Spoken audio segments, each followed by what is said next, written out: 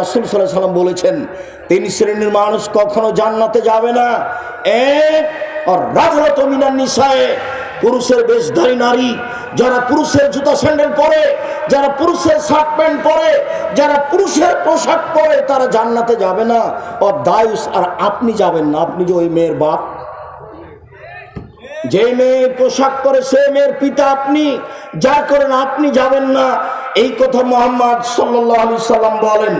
মুগীরা ইবনে শুবা রাদিয়াল্লাহু তাআলা আনহু বলেন, আল্লাহর নবী বলছেন, আল্লাহ তাআলা হারাম করেছেন এক, উকুকাল উম্মাহাত, মায়ের অবাধ্য চলা হারাম।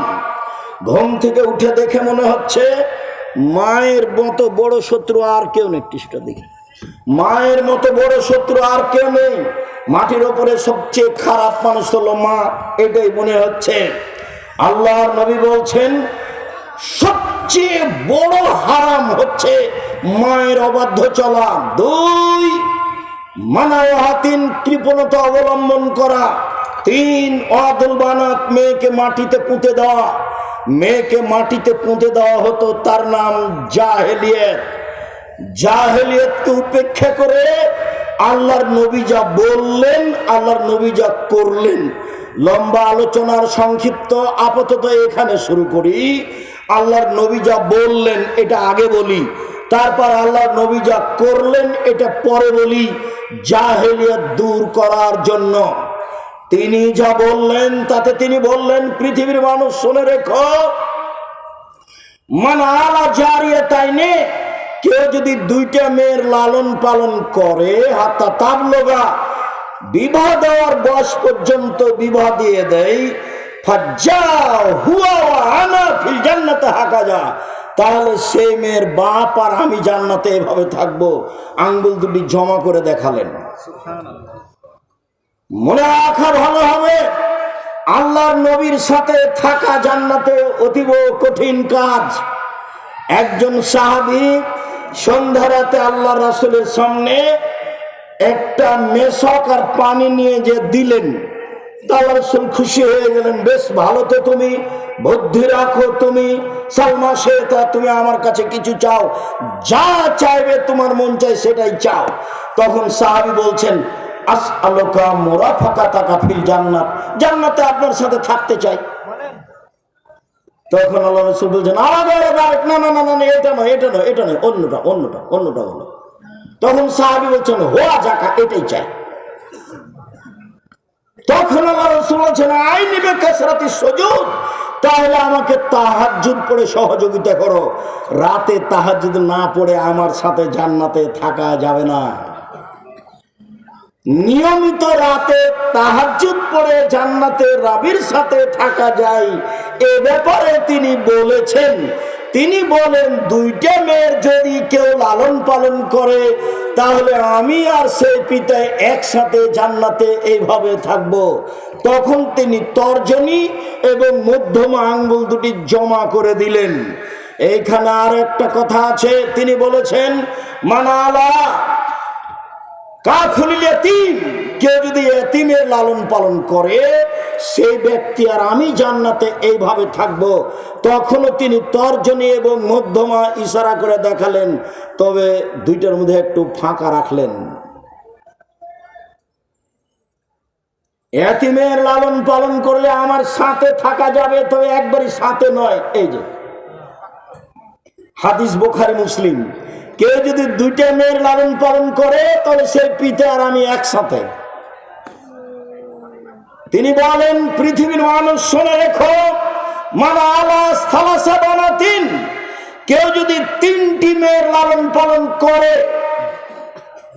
ফা আল্লামাহুন্না, লালন পালন মানে ফা আল্লামাহুন্না, তাকে বিদ্যা শিখিয়ে দেয়, ওয়াদ্দাবাহুন্না, তাকে শিষ্টাচার শিখিয়ে দেয়, অকাসাহুন্না, তাকে কাপড় পরিধানের ব্যবস্থা করে দেয়, তার ওয়া আকলাহুন্না, আর খাওয়ার ব্যবস্থা করে দেয়, তাহলে কুল্লাহু সিতরান ইয়াউমাল কিয়ামা মিনান নারে, বিচারের মাঠে ওই মেয়ে তিনটি বাপকে জান্নাতে নিয়ে যাওয়ার জন্য জাহান্নাম থেকে অন্তরাল হয়ে যাবে। ওই দিকে থাকবে জাহান্নাম, এই দিকে থাকবে পিতার, মধ্যে থাকবে তিনটা মেয়ে। মেয়ে তিনটি আল্লাহকে বলবে আমার পিতাকে আগে জান্নাতে দেন, তারপরে কোনো কথা।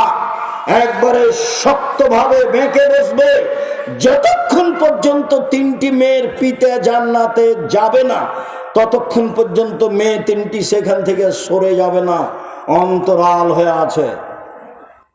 ওদিকে আছে জাহান্নাম, এদিকে আছে পিতার মধ্যে আছে মেয়েরা। 10টা ছেলে লালন পালন করলে 1 পয়সা লাভ হবে, এই কথা মুহাম্মদ সাল্লাল্লাহু আলাইহি ওয়াসাল্লাম বলেননি।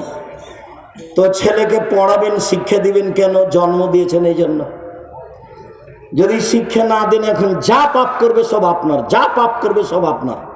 ছেলে বলছে যে আমার বয়স 30-35 বছর, তবু আমার বাপ বিবাহ দেয় না। তখন আমি নিরুপায় হয়ে জেনার সাথে থাকি। যত জেনা আছে সব পাপ আপনার।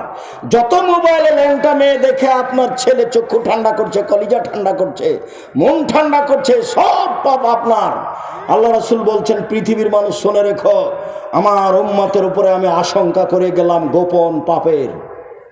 মোবাইল মানুষ এইভাবে গোপন পাপ করবে, এটা রাসূল সাল্লাল্লাহু আলাইহি ওয়াসাল্লাম জানতেন না, তবে তিনি বলে যাচ্ছেন আমার উম্মত গোপন পাপে লিপ্ত হবে, এটা আমার আশঙ্কা।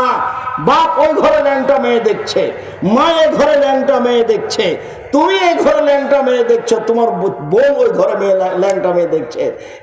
এক বাড়িতে সব ঘরে ঘরে সব ল্যাংটা মেয়ে ব্যস্ত, সবাই ব্যস্ত। আর তোমার বাপ বৃদ্ধ হয়ে গেছে, সেটা একটু বলি। তোমার বাপ তাহাজ্জুদ পড়তে উঠে আব্দুল রাজ্জাক সাহেব চাপ দিয়েছে, তখন রাত 3টায় উঠেছে, সুন্দর করে অজু করেছে। অজু করার পরে বলছে, আচ্ছা একটু টিভিতে কি আছে দেখি তো। যেমন টিভি চালু করেছে, বিশাল আকৃতিতে ল্যাংটা মেয়ে চলে এসেছে। কোথায় যে তাহাজ্জুদ গেল? এই চরিত্র তোমার বাপের, এই চরিত্র তোমার। দোকানে বসে বসে তোমার বাপ ঘন্টার ঘন্টা সময় কাটায়, এশার সালাত আদায় করতে গিয়ে মাথায় টুপি পরে মাথায় দিয়ে দোকানে বসে থাকে, দোকানে ল্যাংটা মেয়ে নাচে।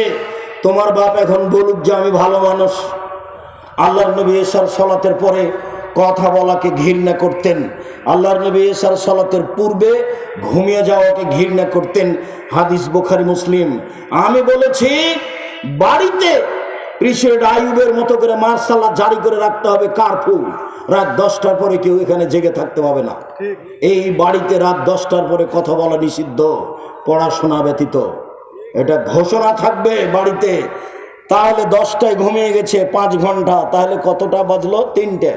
3টায় আপনি উঠে যান, আপনার ছেলে উঠে যাবে, নিজ নিজ ঘরে 2 রাকাত সালাত আদায় করে আল্লাহকে বলবে যে তুমি আমাকে এদেশের সবচেয়ে বড় শিক্ষিত করে দাও। তার তো রহমতের অভাব নেই। তুমি আমাকে বগুড়া শহরে একটা জমির ব্যবস্থা করে দাও, তুমি আমার এই ভ্যানটা ভেঙে গেছে, একটা নতুন ভ্যানের ব্যবস্থা করে দাও। যা বলতে চাই এখনই বলতে হবে, এটাই সময়।